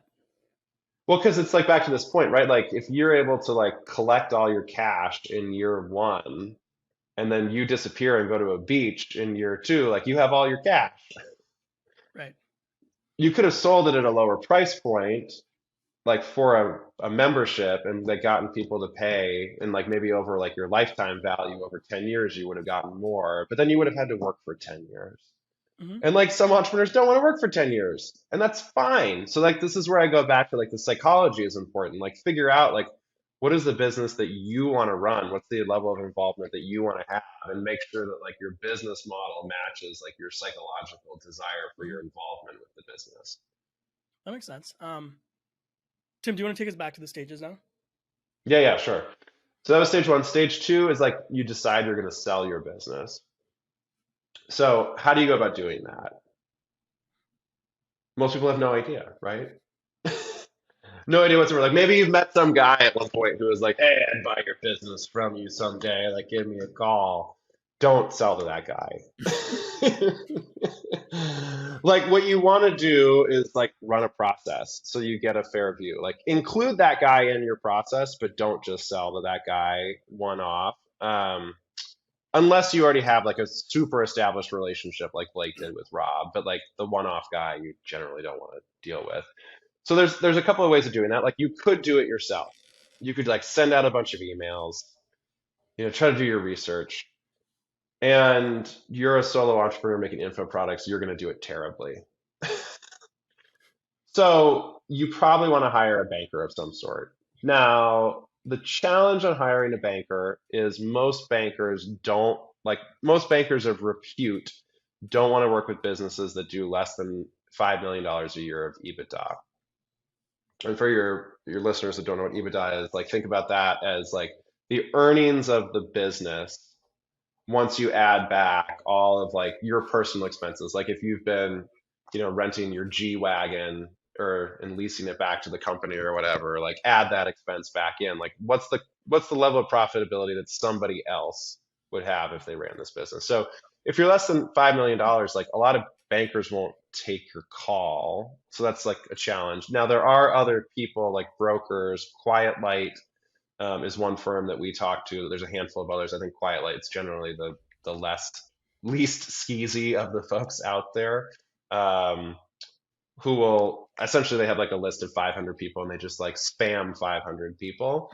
Now they're mostly getting in touch with like rich individuals and some smaller private equity firms. They're not really typically have a lot of credibility with like big corporations, but up to this point, that's generally fine.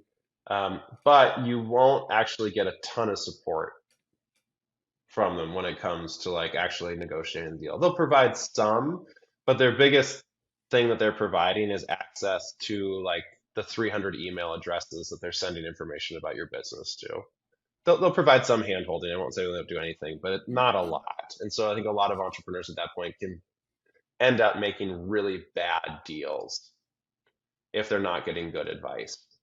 So that's kind of like stage two is like figuring out how do we actually like who do we actually sell with and what's the process. And again, like our process was, do we take like what seems like the bird in the hand of the guy who comes to us and is like, here's X million dollars, like I want to buy your business tomorrow, like just give me 60 days. Do we sell with somebody like Quiet Light, or do we go and try to get a banker?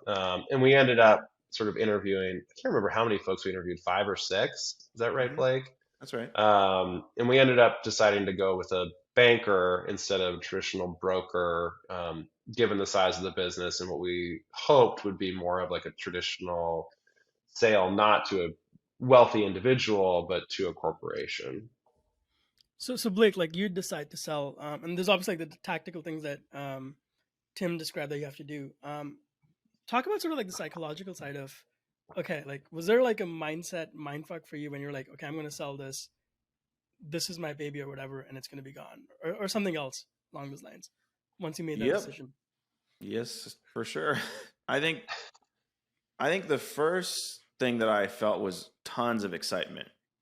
That was it. So like dopamine goes way up because you start imagining your life like, oh, that's a lot of money, and what would I do with that money, and all this first exit, all this stuff, and then you just get all excited. That's what happened to me.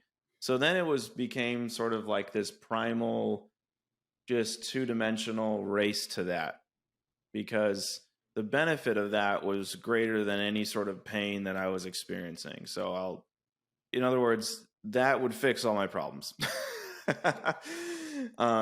Which you could probably guess wasn't serving me, and it wasn't necessarily true.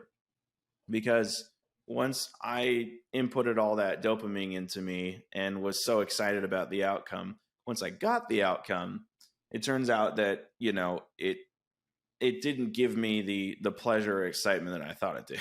So, yeah, most of the complexity wasn't necessarily just the mechanics of the business and doing all the right things and selling more back-end products, giving profit share, talking to a banker, all that stuff. I feel like we did that all right. Like with Tim's help, we 100% did that the right way. The psychological elements were infinitely harder. And you find this with people who are really successful in the space. I mean, Kevin O'Leary talks about how he sold a learning company for like billions of dollars or something like that. And he went to all the beaches in the world and he was absolutely miserable.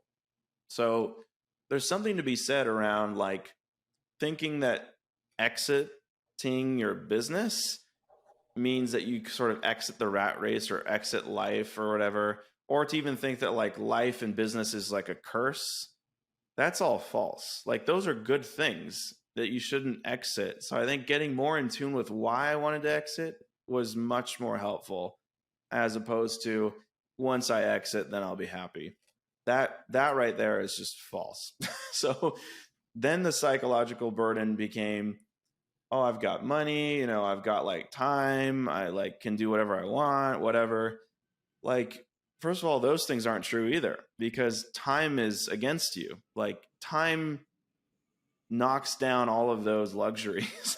So that was also against me. And then I realized that, like, I don't know, like that ultimately doesn't make me happy. So then the psychological burden of, well, how do I get back into this, at sort of my new evolved self, but not have to go through the pain that I went through building this. So then I became pretty entitled. Like, I'm never going to respond to emails. I'm never going to like do this alone. I'm going to build a team around me from the beginning. I'm not going to build a one-man band. All those things then kept me from doing the hard work of getting something else off the ground. So here I am, this sort of like entitled, I don't know, like fat cat really, of like, I'm not going to do anything unless it's purely leveraged the right way, in the way that I feel like I need to do. But the reality is all of the highs and lows, the emotional, psychological highs and lows that I went through were the very things keeping me from being happy or like going forth and doing something else. So again, I want to just stress that like the mechanics of setting this up in a way where you can sell it, like there's answers to that. And hopefully we've checked off a lot of those boxes. But just a fair warning, if you think that's going to make you happy, like ultimately, or you feel like that will sort of solve all your business problems, it's just not true. It's absolutely not true. Yeah, I totally agree with that. I mean, I see that this is not an info products, but I work with a lot of entrepreneurs and small businesses outside of the info product space. That's where most of my business is. And um, Blake's 100% right. Like I've worked with a lot of people who have made a lot of money, and sometimes their life is a lot worse on the other side of the sale. And so I think, I talked about this earlier, but I think it's really important when you're making a really big decision to be really in touch psychologically with what's actually motivating you to want to make that decision. Um, and I think that people that do that end up being much more satisfied in the decisions that they make. Yes. Yes. When you're thinking about these other entrepreneurs, Tim, and even Blake, so that moment of like, I've made the decision to sell and then I've sold, right? Can you describe some of those like psychological changes they go through? And also, what are tools or beliefs or mindsets or habits that they can have to have a good experience through it, instead of just like either like crashing or blowing all the money or whatever that happens? I think the biggest thing that I see repeatedly, and I experience this not from selling my business, but just from moving from one career into a period of sort of self-exploration, is it's it's easy. Well, I think it's hard to see how much of identity for a lot of men in particular gets tied up with your professional identity. And so once you lose your professional identity, whether because you chose it or for other reasons, like that can be a very destabilizing experience for a lot of people in a way that's like really hard to actually predict. Um, I mean, I remember that for myself. Like I remember like left this career and like I went out to lunch with my mom like the day after at like noon, and I hadn't been to like a lunch in the middle of the day like ever, like since college. Like I hadn't like been working nonstop, and so I like see all these other like people around at that point. They're like wearing their suits at their business lunches, and I'm like, in a t-shirt with my mom at like the local salad place or whatever. And I'm like, who am I? Like who are these people doing important things around me? Like I'll never be doing anything important again. And like my whole life is meaningless and they would never want to talk to me. And it was like, whoa, where did this all come from?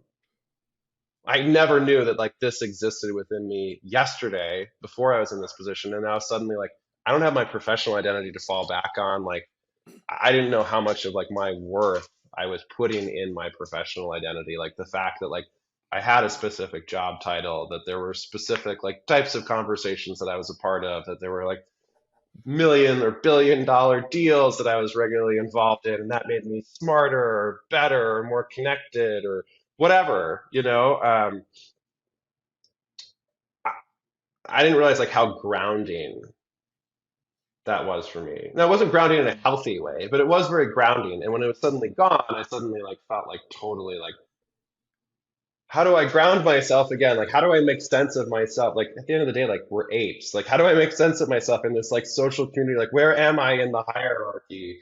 You know, like, it's just very destabilizing. So I think like the important thing before you enter into that is realize one, like, you can't um, fully predict what's going to happen. Two, make sure that you have like a really good support system that's non-work related around you, because it's going to mess with your head in a big way. So like your family life, your friends, and they cannot, and I can't stress this enough, they cannot be involved in your business or your professional life in any way whatsoever.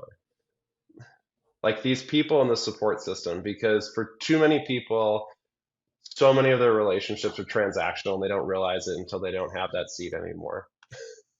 And so you need people who like love and care about you and are going to support you, that don't give a crap whether you're selling 1 million, 10 million of info products or selling nothing at all. I think that's the most important thing. So what would be like some tools that people can use, especially like after selling stage? Because you hear all these stories, right? Like someone like blew their money or whatever, or like fell into depression, or you hear about like Olympians right when they win their gold is like when they get the most depressed. What are Yeah. tools from like a psychological perspective that they can use or implement before, so that to kind of like have the right soft landing afterwards? Yeah, I think one of the other like tools that I really loved was Jungian psychology. And actually, I don't know, on Netflix, there was recently a documentary called Stutz. I don't know if you saw it or not. Mm-hmm. It was about Jonah Hill and his psychologist. And his psychologist was talking about, and this was a Jungian idea. There's this idea of like managing your life force. And I actually think it's like a really good tool that I've used in my own life and that I've used with other people too, which is like if you manage your life force right, and he talks about it as like a pyramid where the base is your physical health. Like tend to your physical health because it helps maintain your mental health. So like make sure you have a routine of exercise, make sure you're watching your diet, like make sure you're part of like, if possible, like a community of sports where like it's not just running, but like you're like part of a yoga studio or you're part of a soccer team. So that's part one. Part two is your community. Like make sure that you have regular relationships that you're expending life energy on. And the third is like do your interior work. So have routines around your interior work. And for different people, that's different things. For me, it was journaling. Like when I was going through that period, like every single day, no matter what, I was going to journal for an hour. I wish I was noble enough to say that it was meditation for me because that's so in vogue, or like ice baths. And I know those are great things too for some people, but like the truth is that wasn't for me, but for some people that's really helpful. But I found that like people that manage those three things around their life force, which is like taking care of your physical body, maintaining your community, and like maintaining your interior life, they don't get set adrift in the same way as people who kind of just like recede further and further into themselves and into their thinking and into like this endless like recursive search for like what is my meaning. But it's like the people that stay engaged in the world that end up actually like finding their meaning in their next thing. Blake, do you want to share your experience, sort of like what your experience was like once you made the sale and got all the money or whatever? Yeah, I remember I didn't do anything for months. Like, I think I just swam in my pool and hung out with my son. And it was weird being like 1,000 horsepower engine with no vehicle. And because the reality is you're not working, 60 hours a week and then you sell and then you need to rest. The entire process of selling is removing yourself. So you got to remember, like, I wasn't in the business for months. So it wasn't like I'm working 80 hours a week and I finally let go and I can just rest. It just wasn't that. It was slowly letting go, um, very intentionally, but over months and months and months of letting go, to where when I was sold, it was like just the last 1%. It wasn't 100 to 1. So in a very real sense, I didn't think that I deserved rest, honestly, because I've been resting. I kind of was restless, you know? So I didn't feel like I needed to just reward myself or rest or any of that stuff. I felt like when I was letting go of the business, I was letting go of my identity. I was letting go of myself. And that was the thing that I had to overcome.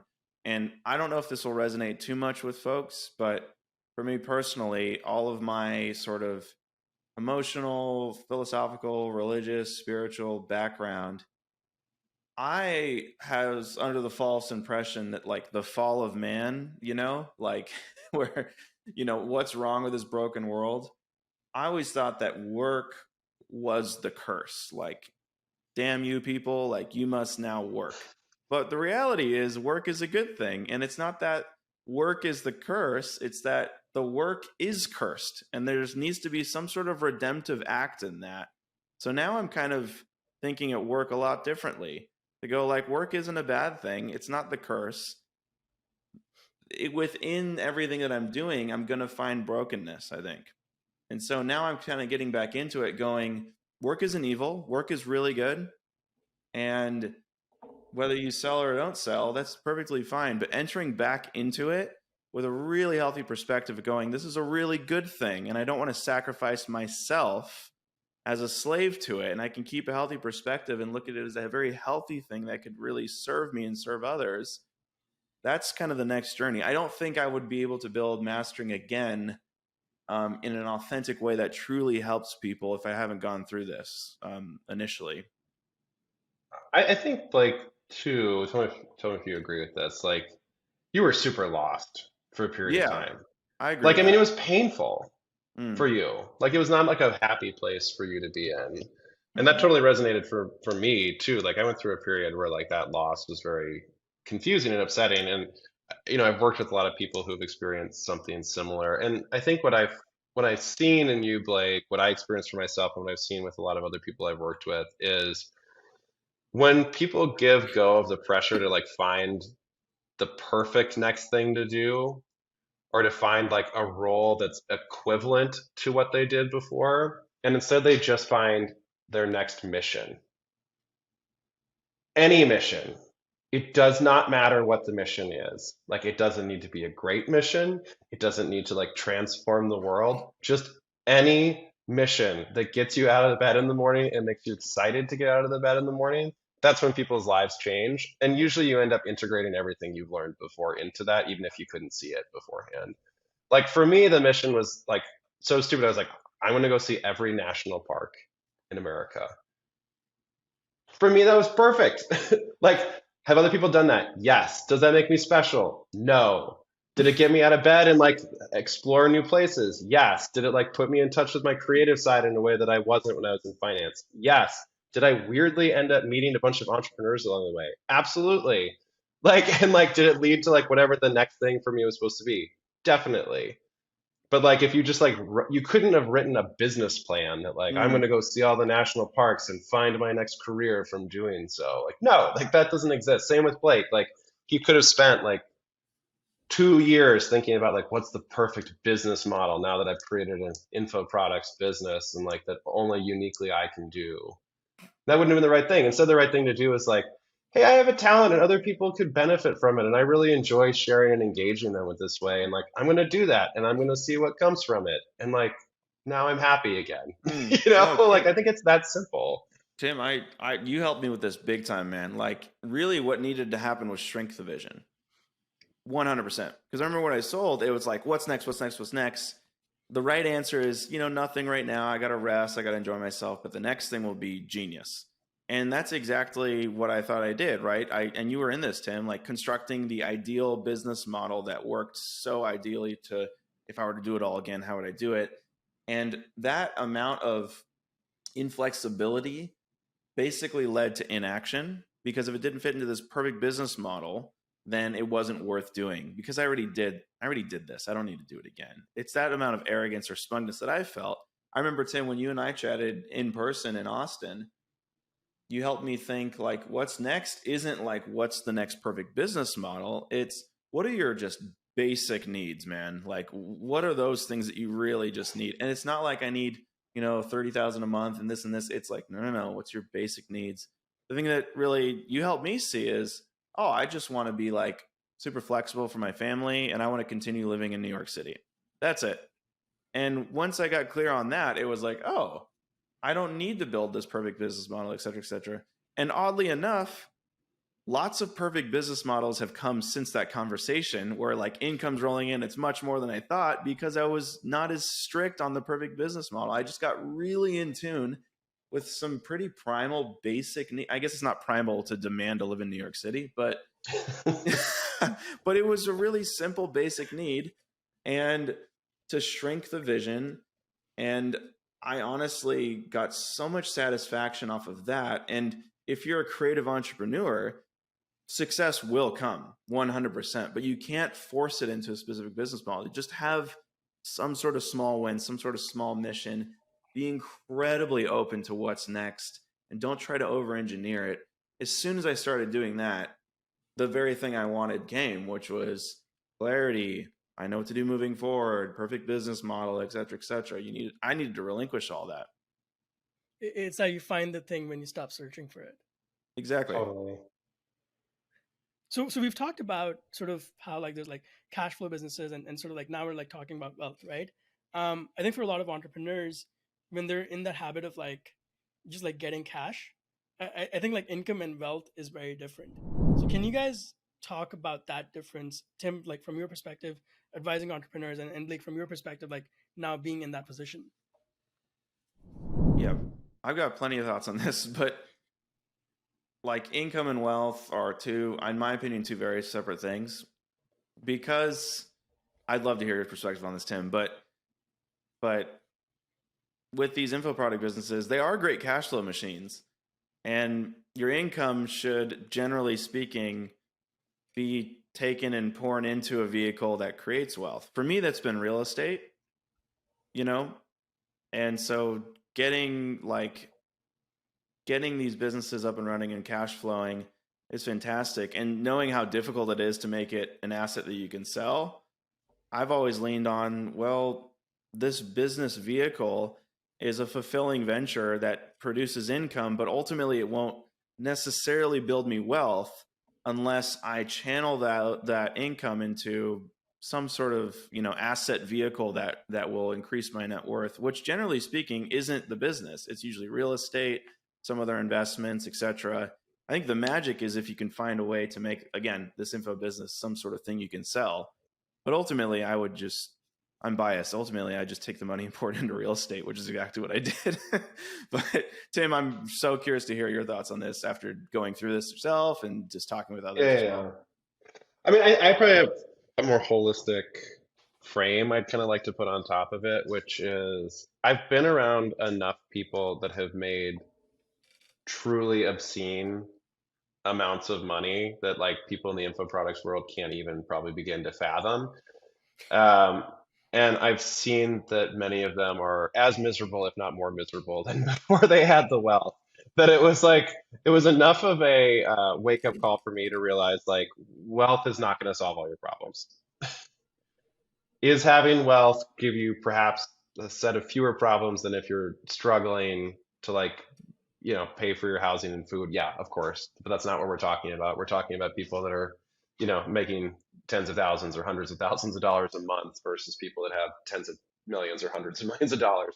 So like first thing, like don't think that your problems are going to get solved by hundreds of millions. So I think it's really important. Like for me, wealth is like living the life that you want to live. I mean, I grew up in a religious home. It's not like something I fully subscribe to anymore, but I think a lot of the religious ideas still resonate deeply with me. And you can find them in secular traditions too, like Stoicism. But I think like returning to like the truth that like we're all gonna die is like an important truth to kind of come back to every day, if not more than every day, like frequently. Not from a morbid sense, but from like a questioning, like, well, how do I want to live my life knowing that my life is limited? I think is a really important question because I think we end up or a lot of people, and it's certainly in points in my life, have ended up like defaulting to like, well, I just need to accumulate more wealth. Mm. And then once I have more wealth, then I'll figure it out instead of just like sitting down with the hard question of like, what is the life I actually want to have? Like, what's possible for me with more wealth that's not possible for me now? Um, so I think that's like actually like the more fundamental question to come back Mm. to, which is like, what do you want to do with your life? When you have this wealth, what's going to be possible for you that's not possible for you now? And is it possible for you to actually have it now with the level of wealth that you have, and then have the wealth creation be less consuming for you as a consequence of that? So that's more fundamental. Now there's like the finance side of this question as well. I think the biggest difference between having income producing things versus having wealth is when you have, at the end of the day, like you have to spend money. And most people, it's much easier to think about spending money that's like flowing in on a regular cadence for you. Right? Like if I'm receiving a paycheck or a regular distribution every month, and that's covering my mortgage payment or my boat or my trips that I'm planning, like it doesn't feel like you're spending anything, right? Because like you just know that you have this flow of money coming in all the time. I think for a lot of people, and I remember I had a guy that I worked with who sold this big logistics business. He like made tens of millions of dollars, and suddenly he felt super stressed out every time he had to like write a check when his like wife wanted to go to the spa. He was like, I don't know if we can do this. There's no money coming in, even though he just made tens of millions of dollars. Whereas before it didn't feel stressful because like he knew that his business was going to spit off like $1 million or $2 a year. So then you have to think about like, now how do I manage my wealth? And that's not something that like a lot of entrepreneurs think about. It's like a fundamentally different thing in terms of like managing your attention and a different skill set. And there's so many people who are bad actors in that space who are ready to take your money and manage it poorly or make bad investments on your behalf. It's like it's this new thing that you have to think about, which is like, well, wait, how do I generate the income now to have the lifestyle that I wanted to have that before was just flowing in? So again, that's why I just want to like tell people like it's not a panacea in any sense to like suddenly have this wealth, because ultimately at the end of the day you still need to figure out a way to make it income generating for you to support the lifestyle that you want to have. So, but then what's the lifestyle you want to have? So that's why again start with that question. What's the lifestyle you want to have versus just getting consumed with the accumulating of the wealth and managing the wealth? That probably went very different than where you thought I was going to go. That's Oh, good. that was great. So that's like someone does think of like, okay, like this is the lifestyle that I want. In terms of like tactically, like where to put their money or whatever, like what do you usually advise people who've sold their companies? Until they figure it out, index funds. And the reason for that Not is crypto. definitely not crypto. Yeah, Tim I, can go I, off on that. I was advising Rob and Blake for a long time to sell all their crypto at the top. And if they would have done that, you guys would be a lot richer. Just want to say.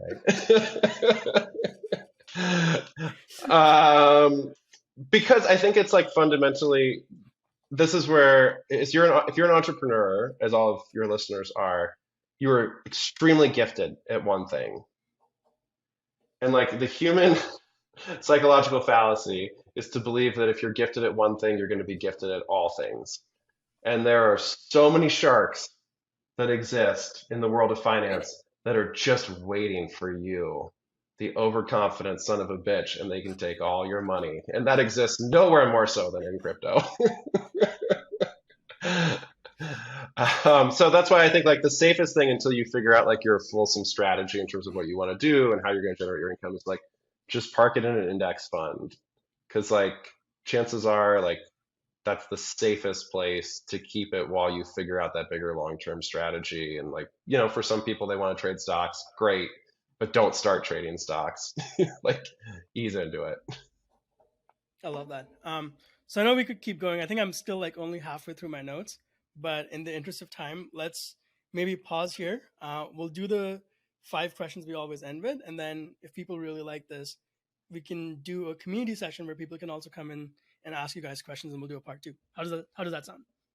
Great. Yeah, that's a great Cool. idea. Yeah. Awesome.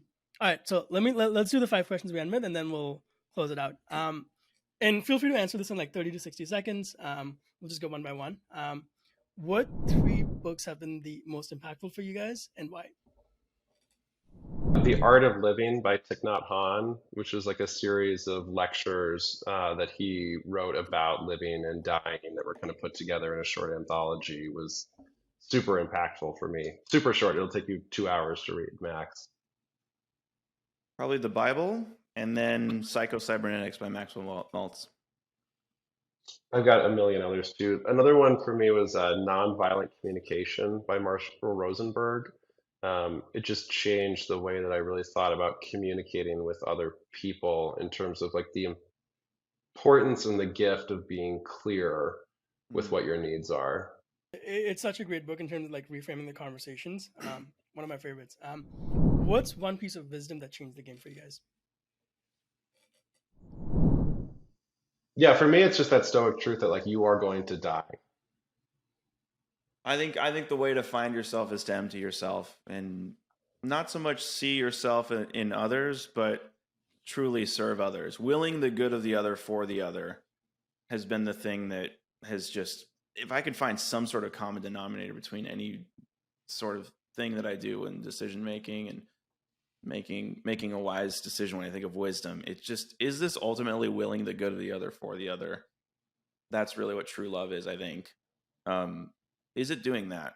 If so, then it's probably a good thing to do. I don't know if you guys have seen this documentary, Supermensch, but that's also what he finds. He like manages a lot of musicians, finds they're like really successful but empty, then ends up working with the chef, and then ends up working with the Dalai Lama. And that's his thing too. Is like it's all about service to others. Mm. When you guys were like, whenever you're like starting out in a career, right? There's always like people who take a chance on you. So I'm curious, like for both of you, who's someone that like you're grateful for in your life that you haven't had a chance to thank or give credit for, and why? I'm really thankful for my father, um, mainly because just again on the theme of sort of family origin, being way more in tune with that. I think ultimately the things that I've resented him for are probably the things that the ways that which he showed me true love, and the reason why I am who I am today is because of those things. So I've been able to sort of reframe a lot of that dialogue that I've been telling myself. Ultimately, I think most of my success, relatively speaking, is probably due to his love for me and his the way he's poured into me. Um, Growing up was like brutal for me. Just like high school and middle school, in terms of socially, it was just brutal. Like trying to figure out who I was and how I fit in with other people. And like, I was basically an uber nerd that just like liked nothing more than reading books at a school that only valued hockey playing. And so like you can imagine like, you're in the English class or whatever, and they're trying to like dissect a poem or something, and I can wax eloquently about what the poem means, and all the jocks are looking at you like we're going to beat the shit out of you. Like high school is not an easy time for me, and so I had two teachers in particular that I think like were able to like really meet me when I was really acting out, and in a super non-judgmental way, that was really transformative for me, that ended up being like really affirming and just helped me like manage through those years and figure out like what was actually important for me and how to move into like adulthood. So yeah, I had a history teacher, Mr. Rosenberg, and an English teacher, Rosenfield, and a English teacher, Mr. Moose. Yeah, thank you guys for sharing that. Like, man, good school teachers, especially when you don't know where you're going, are so key, so Yeah, important. Like shout out to all those Absolutely. teachers. Absolutely. definitely. For real. Last two. Since the name of the show is Conscious Creators, like, what does it mean for you guys to be conscious creators?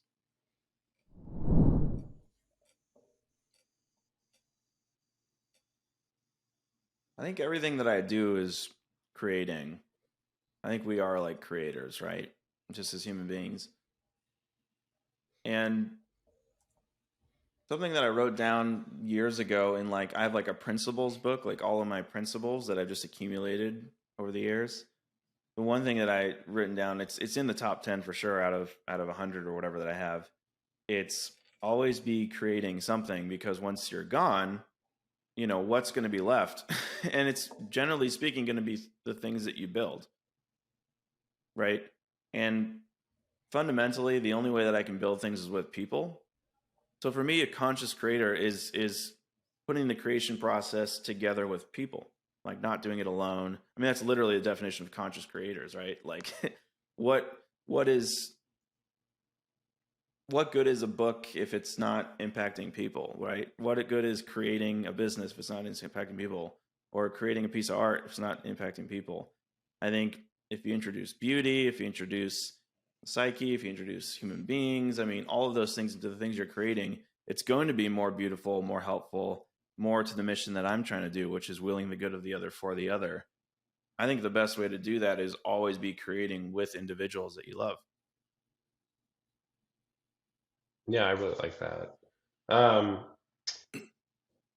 I don't usually get referred to as a creator, so I'm honored that you've included me in that lofty The title. But I mean, I think in like the way I try to approach life, often fail, but the way I try to approach it is just interrogating what are my motives, Mm. just an endless interrogation of what are my motives, and try to try to give myself the space to just change course if I realize that like I'm not really acting in a super conscious way in that moment. And you know, sometimes that leads to a lot of apologies and 180s. And I think getting more comfortable as I get older with just accepting that versus trying to like either hide it like I did when I was younger or justify it and just, you know, try to keep doing better every day. one quick story for you, Tim. There's a really great book by Derek Sivers, Your Music or Your People, and he's sort of like talking about this meeting between like a creative person and a accountant or a business person, or finance person, and the creative person's talking about like how like I'm like we're so creative or whatever, and the business or the finance person goes, I know accountants that are more creative than you, because of what they do. So I think finance and accounting and what you do on the banking side like seriously like it's so creative, because you're playing with numbers, and when you can see it, like you know what I'm talking about, right? It's like the Matrix. Yeah, um, totally. it's more creative than a lot of people who think they're creative on the art side. um, just so to end with, what are you guys excited about or optimistic about in the future, in let's say like next 2 to 3 years or 5 to 10 years? What are you guys looking forward to? I'm like super excited about this business that I'm building, college with a K. Really, really excited about that. I've sort of found my new calling in that, and doing it in a way that's way more authentic to me and really helping individuals who are in the creative space. Just like genuinely helping people and not even thinking about how to monetize has been like the coolest journey for me already. And monetization structures are there and they're in place for sure. But like just approaching it more holistically with much deeper meaning is like, I'm like, it's the first time I've been this excited since selling, honestly. Not any sort of monetization structure or anything like that. Just, oh my gosh, I'm like, I feel like I'm a new person and I can like genuinely help people more. And it's something I'm really, really excited about. My wife and I are having our first child in June, so that's where my head goes with that question. So super excited to see the world, through your baby's eyes and get to meet her and step into that new role as dad. Mm. Having seen my brother go through it, it's a really life changing experience. Yeah. Um, and if people want to find you guys after like the website's college, Mhm. My Tim, website is being made right now, but people can email me just on my personal email. I don't know if you put it in the show notes or not. If not, it's just like Tim C Charles and then my last name GeoffRion @gmail.com. thank you guys for doing this. Any last words or anything else you guys want to leave people with? I'm really thankful for you, man. Thanks for putting this together, and just such a good brainchild. I think of man, this is a cool concept. Seeing the opportunity, bringing us together. I just really value you and your ability to see the value in this. I'm seeing it now too, so I'm thankful for you. You're welcome.